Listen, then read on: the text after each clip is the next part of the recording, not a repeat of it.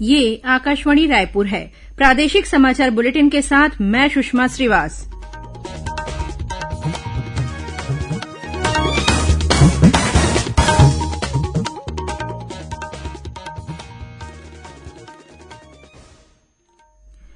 और अब पेश है आज के मुख्य समाचार। राजधानी रायपुर में कल से शुरू होगा 3 दिवसीय राष्ट्रीय आदिवासी नृत्य महोत्सव। शुभारंभ समारोह के मुख्य अतिथि झारखंड के मुख्यमंत्री हेमंत सोरेन होंगे। एनजीटी ने दीपावली, छठ सहित प्रमुख पर्वों में पटाखा फोड़ने की अवधि निर्धारित की। दिवाली की रात 8 से 10 बजे तक फोड़े जा सकेंगे पटाखे। भारतीय रेल ने आगामी त्योहारों को देखते हुए सुगम यात्रा के लिए खास इंतजाम किए। चलाई जा रही है विशेष रेलगाड़ियां। और सड़क आवागमन को सुविधाजनक बनाने के लिए राज्य में ग्रामीण अंचल की सड़कों का डामरीकरण कराया जाएगा।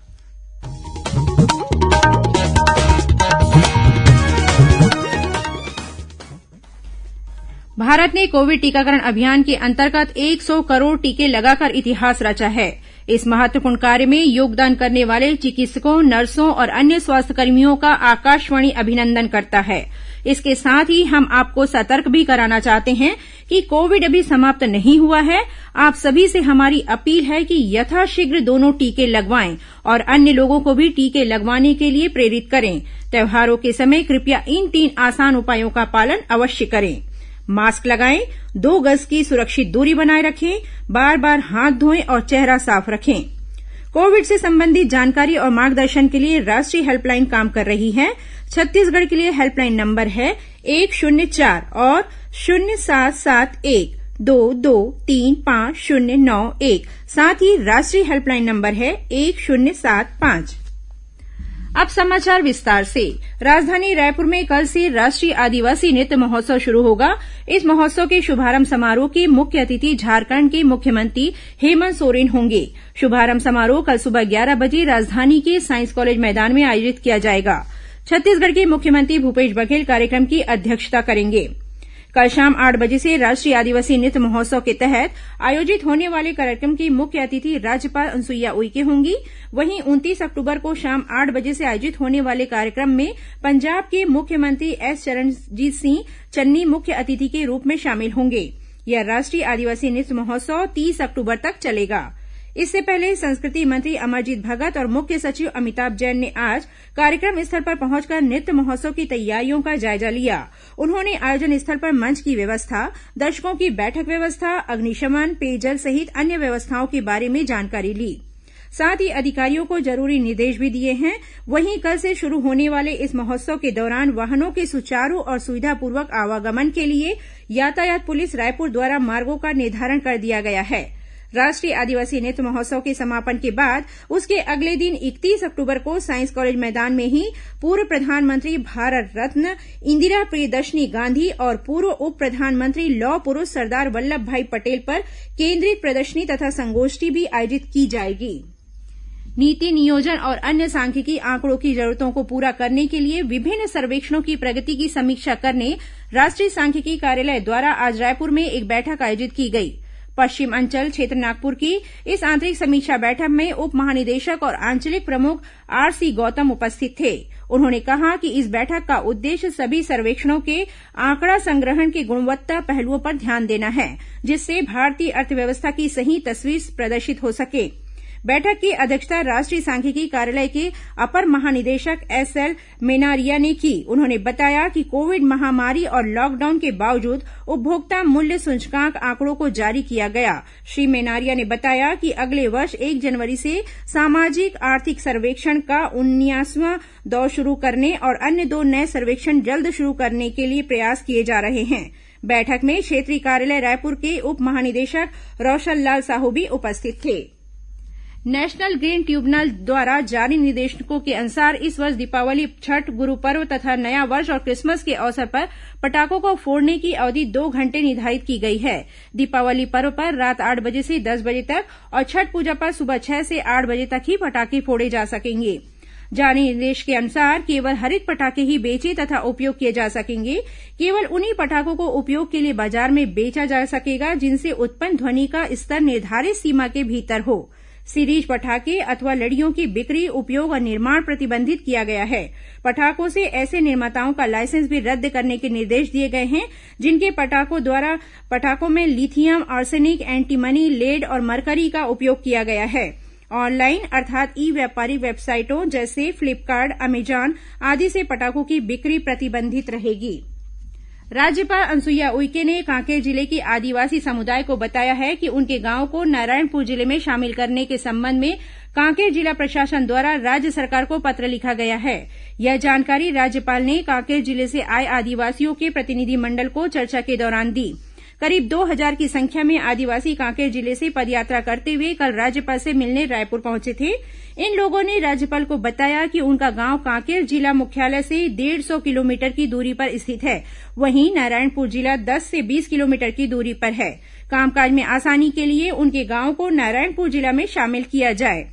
राज्यपाल ने उनकी मांगों पर जल्द ही कार्रवाई करने का आश्वासन दिया और बताया कि जब उन्हें ज्ञात हुआ कि आदिवासी समुदाय के लोग पैदल चलकर राजधानी पहुंच रहे हैं तो उन्होंने इस संबंध में कांकेर जिला प्रशासन से बात की। प्रदेश में मुनगा के उपयोग को बढ़ावा देने के लिए महात्मा गांधी राष्ट्रीय ग्रामीण रोजगार गारंटी अधिनियम मनरेगा अभिसरण से इसके पौधे लगाए जाएंगे। राज्य मनरेगा आयुक्त मोहम्मद कैसर अब्दुल हक ने इस संबंध में सभी जिलों के कलेक्टर सह जिला कार्यक्रम समन्वयक को परिपत्र जारी कर दिया है। उन्होंने केंद्रीय ग्रामीण विकास मंत्रालय के दिशा निर्देशों और प्रावधानों के अनुसार आवश्यक कार्यवाही करने को भी कहा है। प्रादेशिक समाचार आप आकाशवाणी रायपुर से सुन रहे हैं और अब आगे बढ़ते हैं बाकी के समाचारों की ओर। भारतीय रेल ने आगामी त्योहारों को देखते हुए सुगम यात्रा के लिए विशेष प्रबंध किए हैं। रेलवे ने इस वर्ष दुर्गा पूजा से छठ पूजा के बीच 110 विशेष रेलगाड़ियों के 668 फेरे चलाए हैं। रेल मंत्रालय ने कहा है कि त्योहारों में यात्रियों की सुविधा के लिए सामान्य रेलगाड़ियों में डिब्बों की संख्या भी बढ़ाई गई है। आकाशवाणी से विशेष बातचीत में रेल राज्य मंत्री राव साहब दानवे ने बताया कि रेलवे ने त्योहारों को देखते हुए अतिरिक्त ट्रेनें चला रही है। देश में अलग हिस्सों से ये ट्रेनें चल रही है। उत्तर से लेकर दक्षिण के राज्यों से तमाम ये ट्रेनें चल रही है। जरूरत पड़ने पर और ट्रेनें हम चला सकते हैं। लगातार हम इसके मॉनिटरिंग कर रहे हैं। सभी डीआरएम को अतिरिक्त ट्रेनें चलाने के लिए निर्देश दिए गए हैं। रेलवे बोर्ड इस पर नजर रखी हुई है। अगर कोई दिक्कत है तो हम और ट्रेन बढ़ा सकते हैं। इस बीच रेल यात्रियों की सुविधाओं में विस्तार करते हुए रेल प्रशासन द्वारा वास्को द गामा और जसीडीह जंक्शन के बीच एक नई स्पेशल ट्रेन की सुविधा दी जा रही है। यह ट्रेन मड़गांव से जसीडीह के बीच 5 नवंबर से अगले वर्ष 28 जनवरी तक चलेगा। वहीं विपरीत दिशा में जसीडीह से मड़गांव के बीच 8 नवंबर से अगले वर्ष 31 जनवरी तक चलेगी। आयुष्मान भारत योजना के तहत पहले चरण में जितने भी हितग्राहियों ने जिन केंद्रों पर आयुष्मान कार्ड के लिए पंजीयन कराया है वे सभी हितग्राही उन्हीं केंद्रों से अपने कार्ड की मौजूदा स्थिति की जानकारी लेकर आयुष्मान कार्ड निःशुल्क प्राप्त कर सकते हैं। आयुष्मान कार्ड के दूसरे चरण के लिए पंजीयन का कार्य अभी चॉइस सेंटरों में किया जा रहा है। जिन हितग्राहियों ने अभी तक पंजीयन नहीं कराया है वे नजदीकी चॉइस सेंटर में जाकर 30 अक्टूबर तक पंजीयन करा सकते हैं। सड़क आवागमन को सुविधाजनक बनाने के लिए राज्य में ग्रामीण अंचल की सड़कों का डामरीकरण कराया जाएगा। यह कार्य लोक निर्माण विभाग द्वारा 200 करोड़ रुपए की लागत से किया जाएगा। विभागीय स्तर पर इसकी तैयारियां शुरू कर दी गई है। गौरतलब है कि मुख्यमंत्री भूपेश बघेल ने लोक निर्माण विभाग को राज्य की ग्रामीण अंचलों में खराब हो चुकी सड़कों का सुधार कार्य प्राथमिकता के साथ पूरा करने के निर्देश दिए हैं। राजनांदगांव जिले के करमतरा गांव में बीती रात एक ही परिवार के 4 लोगों की मौत हो गई।